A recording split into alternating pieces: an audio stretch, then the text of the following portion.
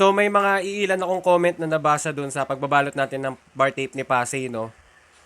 So eto sila.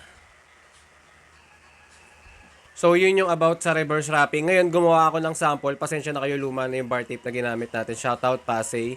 So dito sa kanan gumawa tayo ng galing sa ilalim. So yun yung normal wrapping technique. So nag-umpisa siya dito, patapos sa taas, tapos may electrical tape or yung kasamang tape doon sa binili mo na bar tape. Tapos dito naman sa kaliwa, ito yung reverse wrapping. Ngayon nag-start yan dito sa taas, pababa dito sa dulo.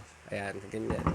So ayan, bakit nga ba hindi ako nagre-reverse wrapping? Kasi experience ko dati nung nag-reverse wrapping ako compare dun sa normal na wrapping. Ayan po siya mga sir.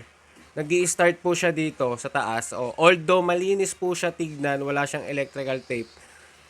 Pero yung dulo po niyan, ayan yung mga overlapping niya, nakaangat po yan eh. Ayan, kahit anong higpit nyo po sa pagbalot ng bar tape. Ayan.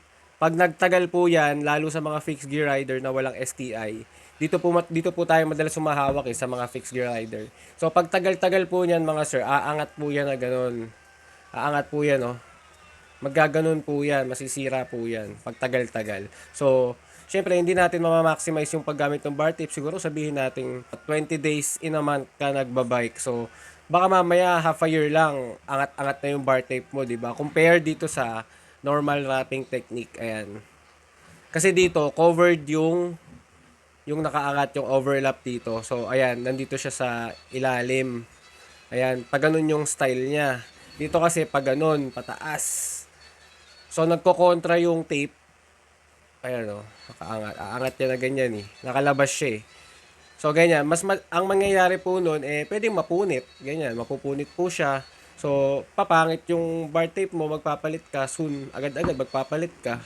Yun po yung kinapangit ng reverse. Although malinis siya dito. Tsaka, ang ayoko sa reverse kasi, mga sir, ang hirap po niya i-tuck in dito sa bar end cap.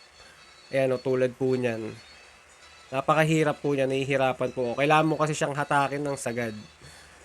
Ayan. Di tulad dito sa normal wrapping. Kung makikita nyo, napakalinis. Pasensya na talaga sa bar tape. Medyo nadurog na kasi ito nung tinanggal natin. So ayan, napakalinis tignan pagka yung normal wrapping. Tsaka napakadami ng gumagawa nito. Tsaka guys, di ba napansin nyo ba?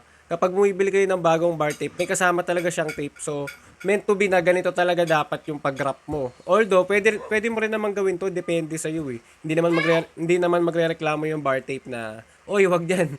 Wag mo akong i-wrap ng ganyan, mali yan, ganun. So, ayun, di ba? So, kung anong trip mo, okay lang sa akin. Ako, okay lang sa akin kung anong trip mo. Pero, may nakausap ako noon sa Makati regarding sa ganitong issue no reverse wrapping. So ngayon tinanong ko siya, nagtanga-tangahan ako ng konti. Sabi ko, "Sir, okay lang ba yung reverse wrapping?" Sabi niya sa akin, "Yes sir, okay lang 'yon, lalong-lalo na sa mga bar tape na single layer." Yung single layer, guys, yun yung ito example, ayan.